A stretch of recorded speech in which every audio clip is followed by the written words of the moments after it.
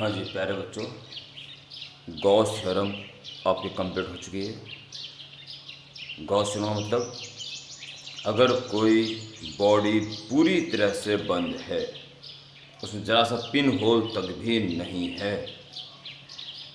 तो उससे लिंक जो इलेक्ट्रिक फ्लक्स होगा वो उसके अंदर जितना चार्ज है नेट चार्ज, उससे 1/ε0 टाइम्स के इक्वल होगा। और अगर उसके अंदर चार्ज है ही नहीं, ठीक है, तो 1/ε0 times of Q is zero, तो electric flux is also zero. अगर कोई बंद बॉडी किसी यूनिफॉर्म इलेक्ट्रिक फील्ड में रख दी पर उसके अंदर कोई चार्ज नहीं है, तो कैसा लगेगा ना, जो फील्ड लाइन आ रही है उसकी सरफेस कट भी कर रही है, अंदर से बाहर भी जा रही है, बाहर से अंदर भी आ रही है, तो फ्लक्स लिंक होगा? नहीं होगा। जितना फ्लक्स लिंक पॉजिटिव होगा उतना ही नेगेटिव होगा, टोटल जीरो ही रहेगा, क्योंकि उसके अंदर नेट चार्ज नहीं है। ध्यान रखना, कभी कभी भ्रम हो जाता है कि फील्ड होगा तो कुल मिला के घटा बढ़ा के टोटल कैंसिल हो जाएगा, ठीक है। जैसे कि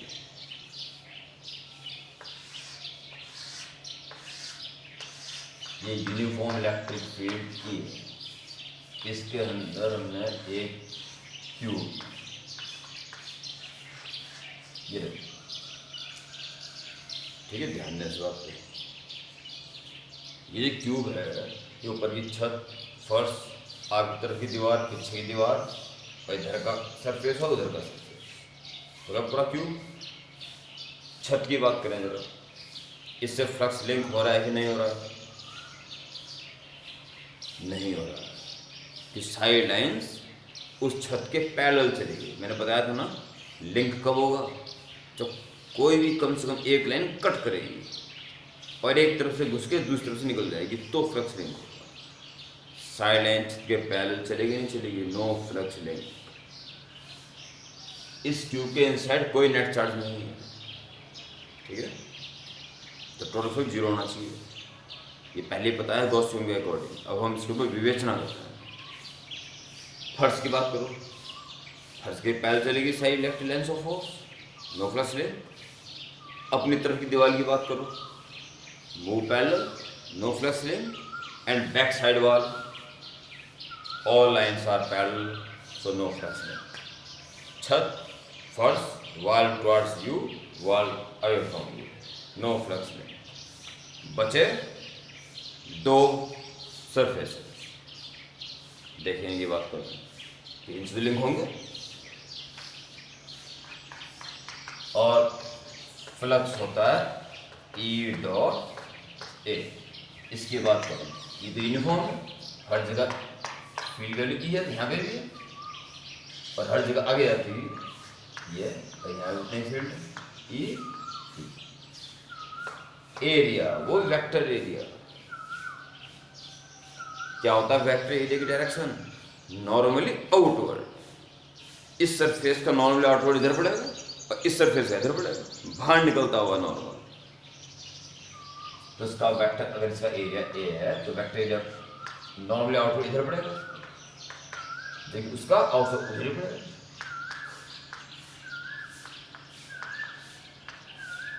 ठीक, तो इसकी बात अगर हम करें तो बाकी चार उसमें जीरो हो गया, ओके।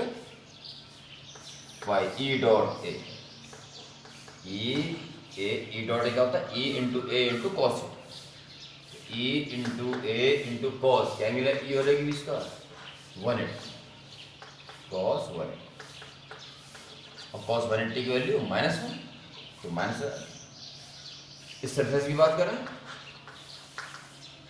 ई डॉट ए में ई ए कॉस, इन इसका एंगल दोनों एक साइड है, जीरो, कॉस 0 इज 1। ये चारों वॉल से जीरो, चारों सरफेस से इंडिविजुअल जीरो, इधर से माइनस ई ए तो उधर से प्लस ई ए, टोटल कितना हो गया? ये भी कैंसिल हो गया वेरीफाइड, ओके। तो ध्यान रखें इस बात, किसी भी बंद बॉडी से अगर फ्लक्स लिंक करना है तो उसके अंदर कुछ चार्ज तो होना ही चाहिए, अगर क्लोज बॉडी के अंदर कोई भी चार्ज नहीं है तो समझ जाइए क्या उससे फ्लक्स लिंक होने वाला तो नहीं है, चाहे आप जैसा मर्जी फील्ड में उसको रखो।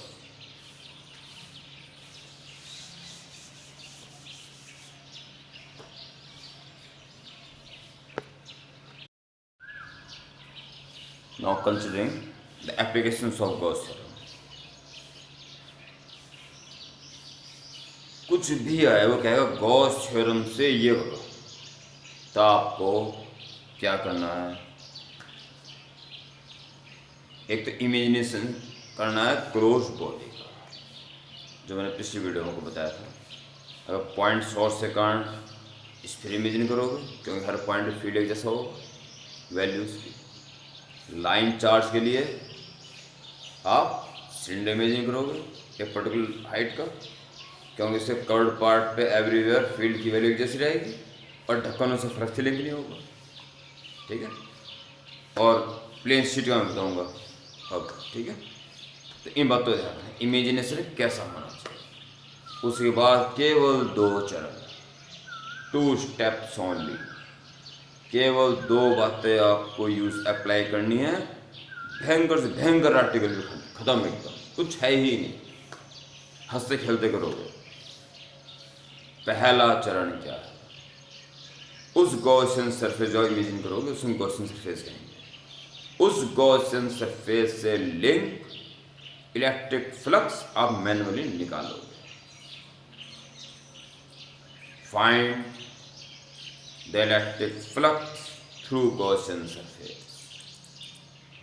द्वितीय चरण, अप्लाई गॉस थ्योरम। बस जो एप्लीकेशन है तो है, न्यूमेरिकल्स में भी कई जगह ये कॉन्सेप्ट काम आएगा, ठीक है। फिर बता रहा हूँ, सबसे पहले इमेजिनेशन कर लो गॉसियन सरफेस का, इस भाव के साथ कि जहाँ जहाँ फ्लक्स लिंक हो रहा है वहाँ ई की वैल्यू एक जैसी हो, अदरवाइज फ्लक्स लिंक ही ना हो। उसके बाद 2 चरण, पहला चरण इंडिविजुअली टोटल इलेक्ट्रिक फ्लक्स उस गॉसियन सरफेस से निकाल लो, और द्वितीय चरण गॉस थ्योरम यूज खत्म कर, ठीक। तो हेड डालेंगे अपने नोट्स में, अपने भयंकर नोट्स में। पता नहीं वो आपको भयंकर लग रहे हो नहीं लग रहे होंगे, पर अगर काम टोटल कर रहे हो, मेरी बात मान रहे हो, तो आने वाले वक्त में आपको ये इसकी भयंकरता दिख जाएगी। वो हो इतना बड़ा काम हमने कर लिया, अब तो कर रहे हो ना, टाइम चलेगा। एप्लीकेशंस पार्ट ए,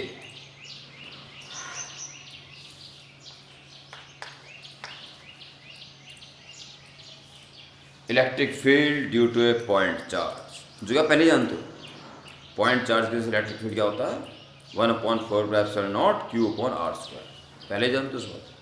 अब गॉस थ्योरम के अकॉर्डिंग इसको प्रूफ करना है। दैट इज फर्स्ट हेडिंग,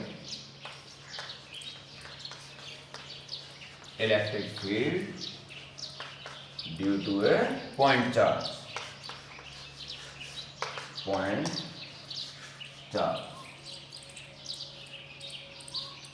ये रहा वो पॉइंट चार्ज प्लस Q किसी पॉइंट O पे रखा हुआ है, इसके रखते ही आसपास से इलेक्ट्रिक फील्ड क्रिएट हो चुका है। इसके किसी पॉइंट R डिस्टेंस पर हमें फील्ड फाइंड करना है।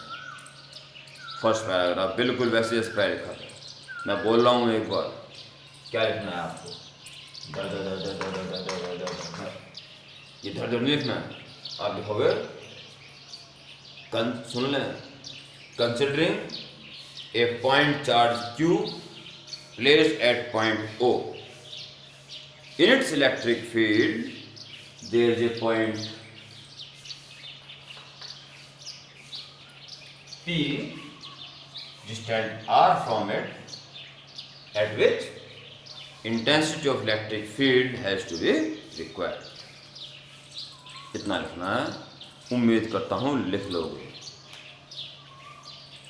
ठीक है। अब मेरी उम्मीद कितनी कसौटी पे तुम इसके उतर रहे हो वो तुम जानो। और फर्स्ट पैराग्राफ और सुन लो, considering a point charge q placed at point O in its electric field, there is point P distant r from it at which electric field is required. ठीक, अगले पैराग्राफ से पहले कंसिडरेशन और फिर वे दो चरण, बस कंसिडरेशन। कैसा क्लोज बॉडी इमेजिन करोगे, इसको सेंटर मानते हुए गोला जो पी से होके जा रहा हो। अगले पैराग्राफ से considering a sphere passing through P and take O as its center.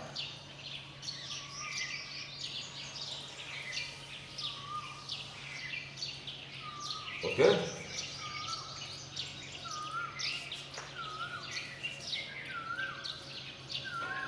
हो गया। अब ये देखिए P पे में इलेक्ट्रिक फील्ड निकालना है, वो इलेक्ट्रिक फील्ड वैल्यू यहाँ पे भी होगी, यहाँ पे भी होगी, यहाँ पे भी होगी, डायरेक्शन अलग होगी, पर वैल्यू जैसी होगी। Every point is distant r, circle मत मान लेना, गोला है गोला 3D वाला, एवरी पॉइंट Q से सेम डिस्टेंस पर, सो फील्ड की वैल्यू सेम आएगी एवरी पॉइंट पे, वही में निकालनी है, वही P पे भी होगी ना। कंसिडरेशन हो गया। फिर सुन लें अगले पैराग्राफ से, considering a sphere passing through P and take O as its centre. ठीक, यहाँ पे एक छोटा सा एलिमेंट लें जिसमें इसकी वजह से इलेक्ट्रिक फील्ड ऐसे बाहर होगी और वेक्टर एरिया भी बाहर होगा। इमेजिन करें एक सेंटर है जहाँ चार्ज रखा हुआ है, गोला है, गोले पे छोटे छोटे धब्बे इमेजिन कर लो, और हर धब्बे का नॉर्मली आउटपुट क्या होगा, बाहर निकलता हो, रेडियली बाहर निकलता हो, और इलेक्ट्रिक फील्ड डायरेक्शन भी बाहर निकलती हुई। हर धब्बा ले लो, कोई सा भी धब्बा, वहाँ वेक्टर एरिया की डायरेक्शन, इलेक्ट्रिक फील्ड डायरेक्शन एक जैसी रहेंगी। इमेजिन कर रहे हो, ठीक है। तो हो गया हमारा कंसिडरेशन काम भी। अब हमें लगाने दो चरण बस, और कुछ नहीं। पहले चरण के तहत ये चरण नाम लिखना है, बस अगले पैराग्राफ शुरू हो जाना। क्या है पहला चरण, इस गॉसियन सरफेस से लिंक इलेक्ट्रिक फ्लक्स निकालना है, और दूसरा चरण क्या है, गॉस थ्योरम लगा देनी है बस। तो पहला चरण शुरू, अगले पैराग्राफ लिखना है, electric flux through this Gaussian surface, Gaussian surface phi E. इस धब्बे से लिंक फ्लक्स क्या हो जाएगा, आंख बंद करके ई डॉट डी एस लिख दो। अगर डॉट लिख रहे हो तो आंख बंद करके लिख सकते हो, ठीक है। तो इससे लिंक फ्लक्स आ गया, इंडिकेशन कर दोगे तो हर धब्बों का फ्लक्स लिंक आ जाएगा। राउंड घुमा दोगे तो पूरी क्लोज बॉडी के हर धब्बे से लिंक फ्लक्स, यानी कि पूरी क्लोज बॉडी से लिंक फ्लक्स आ जाएगा, जो हम निकालने जा रहे हैं। यही हमारा प्रथम चरण भी है, क्लोज इंटीग्रेशन। इसका मैग्नीट्यूड E जो हमें फाइंड करना है, ds का मैग्नीट्यूड ds, और cos एंगल बिटवीन देम दोनों पैरेलल हैं, everywhere 0, cos 0 is 1। Continue, phi E चल रहा है, ओके। E हर पॉइंट पे जैसा है, सो बाहर निकाल दो, कॉमन आ जाएगा, और क्लोज इंटीग्रेशन में बचेगा सिर्फ ds, cos 0 हो गया 1, और इंटीग्रेशन ds यानी पहले धब्बा का एरिया प्लस दूसरे धब्बे का एरिया प्लस तीसरे धब्बे का एरिया, इन सबको जोड़ देना है। और क्लोज का कोई पिन होल भी नहीं बच रहा है, यानी हर धब्बे का एरिया मिला के टोटल सरफेस एरिया आ जाएगा। तो गोले का सरफेस एरिया कितना हो जाएगा टोटल, सबको जोड़ के 4 पाई r²। यह आ गया इस गॉसियन सरफेस से लिंक टोटल इलेक्ट्रिक फ्लक्स, और हमारा प्रथम चरण भी पूरा हो गया। द्वितीय और अंतिम चरण अगले पैराग्राफ में लिखोगे, बाय गॉस थ्योरम एप्लीकेशन। प्रथम चरण में फ्लक्स निकालना है, द्वितीय चरण में गॉस थ्योरम लगा देनी है। बस ये चरण लिखना नहीं है, प्रथम चरण ये नहीं लिखना है, मन में सोचना है बस अब हमें क्या करना है। इतना निकालने के बाद अगले पैराग्राफ से मन में क्या सोचना है, द्वितीय चरण, और लिखना अब बस लिखना है ये सीधा अगले पैराग्राफ से। Now by Gauss theorem. Gauss theorem क्या होती है वो, किसी भी वन बॉडी से link total electric flux is equal to 1/ε0 times of net charge. दिख रहा है रिफ्लेक्शन पड़ रहा है, शायद दिख रहा है, और ना दिख रहा तो दिव्य दृष्टि और कान भयंकर अंदाज में जाना। जब ये लगाओगे तो ध्यान रखना क्यों क्या है, क्लोज बॉडी के इनसाइड नेट चार्ज। कहने वाला आपने अभी प्रथम चरण के तहत ही है, E into 4πr² 1/0 times of. इस जगह पे हर बार रुकेंगे, फिर सोचेंगे, फिर मुस्कुराएंगे और फिर लिखेंगे। ठीक है, यहाँ पे भी मुस्कुराने वाली बात नहीं है, क्योंकि यहाँ पे पूरी गॉसियन सरफेस के अंदर यही चार्ज है बस। क्यों, तो यहाँ तो बड़ा आराम से देंगे, तो आगे जाके आपको दिक्कत आ सकती है, पर आएगी नहीं अगर आप इस बात को समझ लेते हो कि इसको लिख दो पहले आंख बंद करके, और फिर जैसे इसको लिखने की बारी आएगी stop, think, smile and right. और सारे काम हमारे, अगर हमने प्रथम चरण के तहत इलेक्ट्रिक फ्लक्स निकाल दिया और द्वितीय चरण के तहत गॉस थ्योरम लगा दी, तो उसमें हमारा काम हो गया, बस हो गया, हो गया। क्या करना था, इलेक्ट्रिक फील्ड निकालना था, इसे एक तरफ कर दो, इसे छोड़ दो। E is equal to 4πr से नीचे लिया, 4π इस साथ लिख दो, इस साथ जुड़ी हुई उसकी पहले दिन से 1/4πε0 और आर स्क्वायर नीचे लिख दो Q/r। ओके,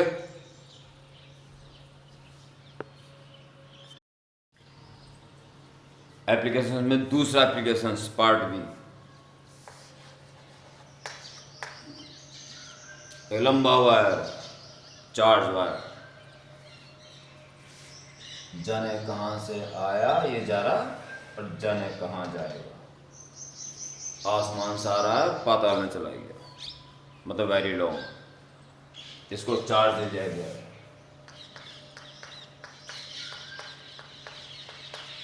कितना चार्ज, बहुत लंबा चार्ज, वहाँ तक बहुत ज़्यादा, अब उससे काम चला लें यूनिट लेंथ से। लैम्डा मान लीजिए, लैम्डा क्या है, इस चार्ज वायर की यूनिट लेंथ पे कितना चार्ज है। ठीक है, इसमें तो linear charge density, charge on unit length.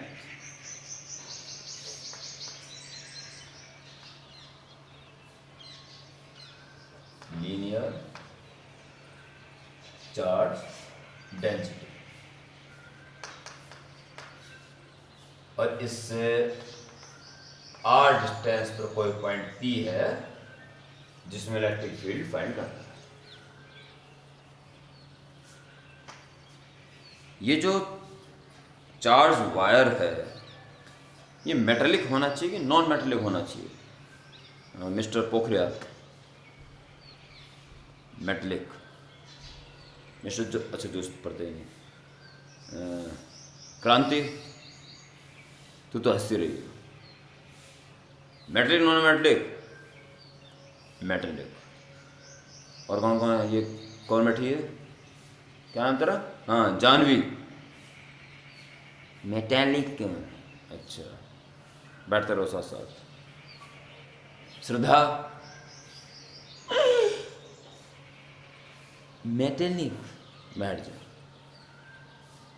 और जी ये क्या नाम है, हाँ मेटेलिक, बैठ जाओ। कोई है जो नॉन मेटेलिक कहना चाह रहा? कोई नहीं है, ये नॉन मेटेलिक है। सोचें जरा, अगर मेटेलिक होता तो चार्ज कैन फ्लो, और ये चार्ज आसपास नहीं रह सकता, फ्लो हो दूर भाग जाएगा, एंड तो बहुत दूर है और बीच में खाली हो जाएगा। अगर हमें इसको मेंटेन रखना है एवरीवेयर यूनिफॉर्म डिस्ट्रीब्यूटेड, तो क्या होना चाहिए, नॉन मेटेलिक होना चाहिए, ताकि चार्ज यहाँ से फ्लो ना करे। बड़ी बॉडी होगी, लंबा तार होगा, तो नॉन मेटेलिक होना चाहिए। और अगर फिनिट साइज का होता, फिनिट साइज का, फिर तो चार्ज यहाँ पे जाके यहाँ इकट्ठा हो जाएगा, तो यहाँ फिर रिपेल करेगा, अपना भी रीएडजस्ट हो जाएगा। कहीं पे वो ज़्यादा डेंसिटी इकट्ठा हो ही नहीं सकता, रिपेल होकर फिर दोबारा सही हो जाएगा। पर बहुत लंबा है वायर, तब बीच में से वो जा सकता है, बीच में खाली हो सकता है। इसे लॉन्ग वायर है तो नॉन मेटेलिक होना जरूरी है, ठीक है। तो क्या फर्स्ट वगैरह क्या करना है, हेडिंग क्या डाल दी, ऐसे डाली नहीं, मैं बोल रहा हूँ लिख देना, part B, electric field due to a line of charge, bracket लिख देना, चार्ज वायर, रिप्लाई करके दोबारा सुन लेना। फिर फर्स्ट पैराग्राफ क्या है और क्या करना है। First paragraph, considering a long wire having linear charge density lambda, there is a point P distant r from it at which electric field has to be required। हो ये फर्स्ट पैराग्राफ। इस बार imagination और ये दो चरण और खत्म कहानी बस। इमेजिनेशन करोगे, कैसे इमेजिनेशन करोगे, कल क्या बताया था लाइन वाले केस में, सिलेंडर इमेजिन करना पड़ेगा। तो इस तार के चारों तरफ सिलेंडर इमेजिन करो, उसका सरफेस पीस होके जाना चाहिए।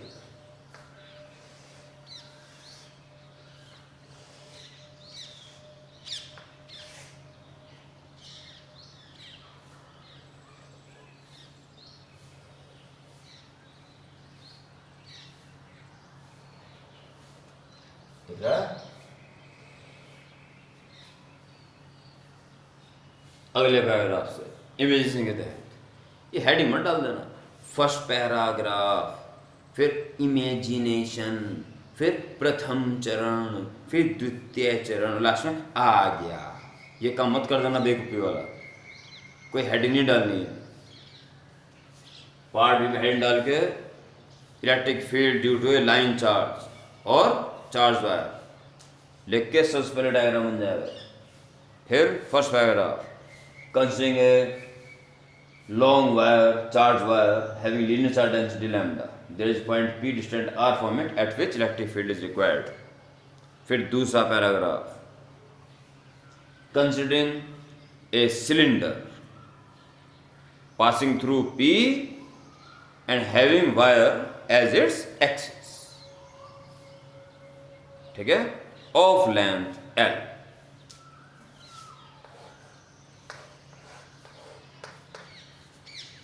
ऑफ लेंथ एल, बस हो गया फर्स्ट पैराग्राफ। सेकंड पैराग्राफ, और अपने भेजे में डालो एक क्लोज बॉडी है, इसके हर जो कर्व्ड पार्ट है, हर पार्ट पे फील्ड की वैल्यू एक जैसी है, क्योंकि वायर से इक्विडिस्टेंट पे, और ढक्कनों पे इलेक्ट्रिक फील्ड ही डेवलप नहीं होगा। वायर ऐसे है तो ऐसे दौरान फील्ड यूँ कर रही हूँ, तो ये ढक्कन में पैरेलल चल जाएगा, नो फ्लक्स लिंक। नीचे वाले ढक्कन का मतलब एंड ऑफ सिलेंडर्स पे कोई भी इलेक्ट्रिक फील्ड फ्लक्स लिंक नहीं होगा, और कर्व्ड पार्ट पे होगा तो एवरीवेयर फील्ड वैल्यू सेम रहेगी। यही भावना के साथ अब गॉस सरफेस इमेजिनेशन करना, और इमेजिनेशन भी चलेगी। उस बार क्या रहेगा, दो चरण। प्रथम चरण शुरू करें, एक धब्बा इलेक्ट्रिक फील्ड वायर दी जाएगा ना दूर, और हर धब्बा के आउटवर्ड होगा उसको नॉर्मली आउटवर्ड, यानी ई की सीध नहीं पड़ेगा, ds e वेक्टर ds, ठीक है। इमेजिनेशन लिखने के बाद ऑफ लेंथ एल के बाद दो पैराग्राफ रह गए बस, प्रथम चरण शुरू करते हैं, लिखना नहीं प्रथम चरण, अगले पैराग्राफ से। Electric field, sorry electric flux, electric flux through this Gaussian surface phi E. इसको देखो, ई डॉट डी एस कर दांत बंद करके, तो इस धब्बे से लिंक फ्लक्स निकल गया, इंडिकेट कर दोगे तो जितने भी धब्बे हैं कर्ड पार्ट पे सब निकल जाएगा, ऐड हो जाएगा। राउंड लगाऊं ना लगाऊं? ये लगाओ, लगाओ। अरे ढक्कन बचे हुए हैं, अभी क्लोज नहीं हुआ वो, इसे यहाँ राउंड मत लगा देना। धब्बे आपने सारे ले लिए पर ढक्कनों के धब्बे नहीं लिए, आपने कर्ड पार्ट के पार्ट लिए हैं बस। तो इसलिए अगर सबको जोड़ दोगे, इंटीग्रेट कर दोगे तो पूरा कर्ड पार्ट से लिंक फ्लक्स आ जाएगा, जिसमें कि एंड्स बचे रह गए, भी क्लोज नहीं हुआ वो। It is curved part, curved part. पर ये क्या है? ये तो पूरे गोस्पेस निकालना भी, ढक्कनों का और जोड़ना प्लस ऊपर का कोई एलिमेंट, तो इसका नॉर्मली आउटवर्ड क्या पड़ेगा? नॉर्मली आउटवर्ड ऊपर।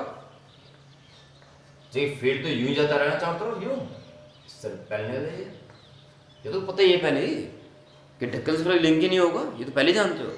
यहाँ छोटे को लो, ई अब भी ऐसा रहेगा और डी एस एस यहाँ भी ले लो। डी एस तो नॉर्मली आउटवर्ड नीचे इधर बैठेगा इसका, और ई इधर बैठेगा।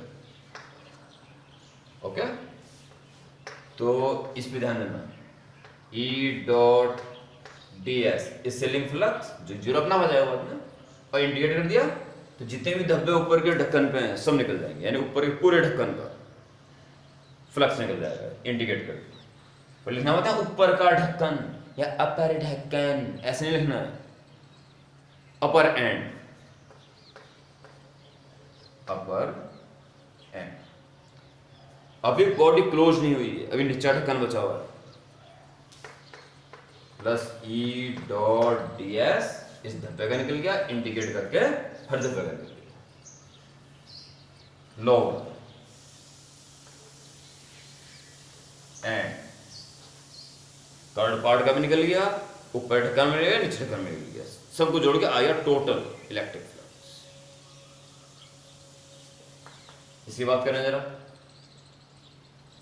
Integration E into D S into cos, curved part की बात चल रही है। कर्ड पार्ट पे हर जगह ई और डी एस के बीच का एंगल जीरो है, सब पैरेलल जीरो।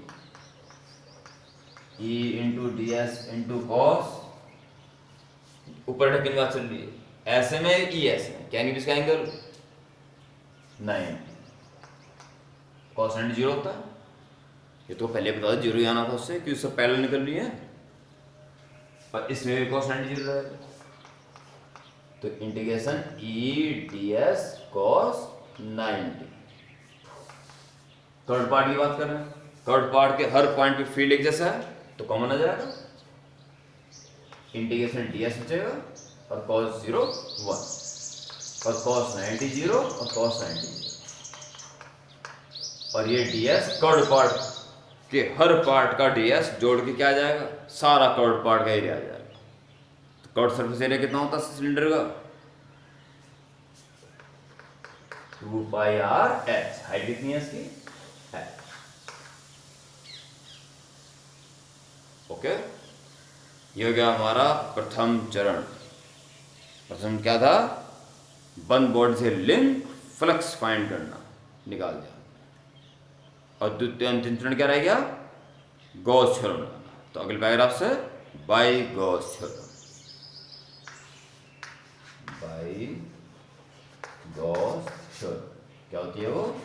पहले आंख बंद करके लिखो, 1/0 टाइम्स ऑफ क्यू, ये निकाल चुके हो। E into 2 pi r l 1/0 times of stop, think,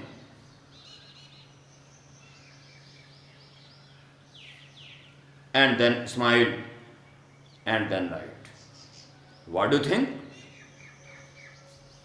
this should be net charge enclose by Gaussian surface.